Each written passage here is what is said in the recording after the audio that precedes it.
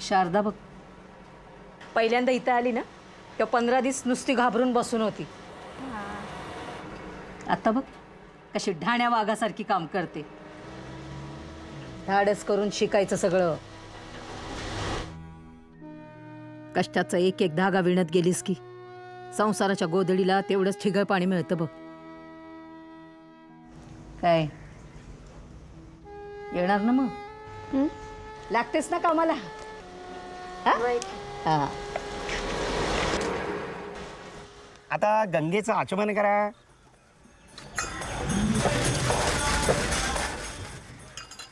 थांबे, येऊ नगस. अहो किती घाण आहे पाणी. अहो असं बोलू नये हो. पैठण क्षेत्र पवित्र क्षेत्र आहे. जगात गंगे इतकं निर्मळ आणि पवित्र पाणी कुठेही नाही. जगातल्या कुठल्याही घाणीला पचवण्याची ताकद आहे या गोदामाईच्या पोटी. असं म्हणू नका. आचमन करा. घ्या. केशवाय नमः. केशव महाराज, तुम्ही बी करा की थोडंसं आचमन आणि व्हा की पुण्यवान. ए भान्या, गप की जरा. गुरुजी चालू दे तू. मध्ये मध्ये बोलू नकोस. हा. यजमान, आता पिंडदानाच्या वेळी गोब्राह्मणांना भोजनाचा संकल्पही करावा लागतो यथाशक्ती. नाही काय आहे की गोब्राह्मणांना अन्नदान जर केलं तर गेलेल्या मृतात्म्यास शांती मोक्ष प्राप्त होतो म्हणून. आपली इच्छा असल्यास मध्यान्नाच्या वेळेला अन्नदानाचं सांगता येईल. म्हणजे 5 ब्राह्मण, 11 ब्राह्मण, 21, 51 यथाशक्ती. हाय त्यातच भागवायचं. हा ठीक आहे. आता आपण पिंडदानात जाऊया. आहे त्यातच बघूया. या.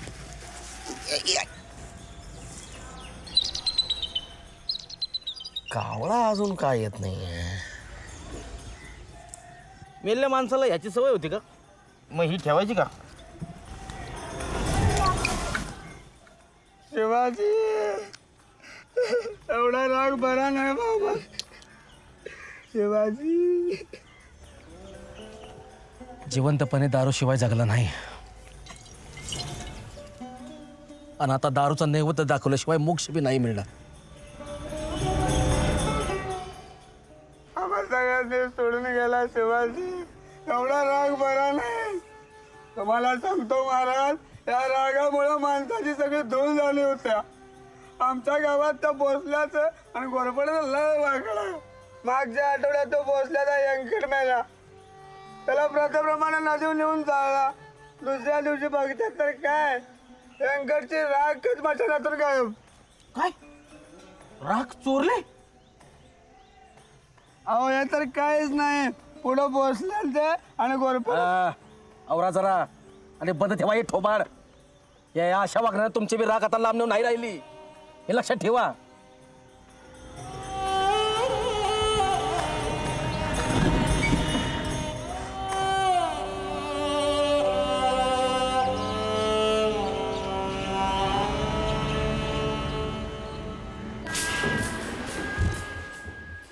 सावकार नमस्कार. हा नमस्कार. 8 दिवसात तुटली फुटली तर नाही ना रे भान्या? एकदा तपासून घ्या, मागणं भानगड नको. सावकार, मी आपण अशा 10 चाण्या घेणार बघा तुमच्यासारख्या. अगोदर एखादीच घे, वय त्यावर तुझी शाळा शिकून होईल. शिकून मामलेदार झालास की मग चाळणीचा कारखानाच टाकायचा नाथ घाटावर. वय चालतंय चालतंय. हे चालते वाल्या. हिशेब कर 8 दिवसांचा. वय वय घ्या. सावकार हे घ्या, 8 दिवसाचं आणि पुढच्या 8 दिवसाचं आमच्या दोघांचं ॲडव्हान्स. चहा घेता काय थोडं थोडंसं? आत्ताच बळी खाल्ली आणि चाय पण पियालो. होय. सावकार जरा नाथ गटार रेट समान ठेवायचं बघा की. कोणी कसंही तोंडाला येईल तसा रेट मागतात. धान्या तू लहान आहेस अजून. मामलेदार झालास की तू सगळ्यांना वळण लाव. चालतंय की. भान्या, हे तुझं बरं आहे बाबा. कुठल्याही गोष्टीत म्हणे चालतंय की. चला पळा पळा.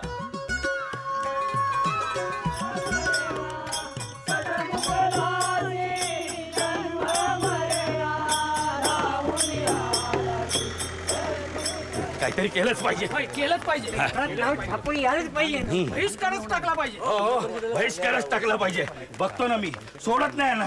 काय समज काय झालं मुरलीधर? अहो, टेम्पो ठरवा, मांडव घाला, पंक्ती वाढा. आता आवा काय बाहेर चालले हे क्रियाक्रम. अरे मुरलीधर, हा ज्याच्या त्याच्या श्रद्धेचा भाग आहे. श्रद्धा मनात येईल तशी दक्षिणा घ्यायची. अहो सावकार, गोरगरिबांनी जायचं कुठं? पायतानापासून छत्रीपर्यंत सगळं पाहिजे. एवढं पैसे आणायचं कुठून? रक्ताच्या चाचण्या करा, एक्सरे काढा, ऑपरेशन करा, रक्त द्या, सलाईन लावा. म्हणलं लावतो. डॉक्टरांनी जे जे सांगितलं ते सगळं केलं. अहो, म्हातारा जगावा ना म्हणून माझी जमीन सुद्धा विकली, तरी म्हातारा निष्ठायचा तो निसटलाच. हो सावकार, मोक्ष मोक्ष म्हणजे तरी काय हो. म्हातारा चांगला जगावा म्हणून हवं ते समज केलं, आणि आता मोक्ष म्हणून डॉक्टरांची बिलं भरतोय. आणि हे क्रियाकर्मवाले आता सोडत नाहीत. सावकार, माझ्या म्हाताऱ्याला ना शांती नाही लाभली तरी चालेल, पण या गावाची वाट पुन्हा चालणार नाही. चला ना, चला चला. पहिले सावकार, मला सुद्धा गल्ल्यावर नेहमी हेच ऐकावं लागतं. माझ्या दुकानावर दागिना मोडायला येणाऱ्यांपैकी रोज कोणी कोणी हेच बोलत असतो. सावकार, आता तुम्हीच काहीतरी मनावर घ्या. गावची इतकी बदनामी चांगली नाही. हो सावकार, काहीतरी करा.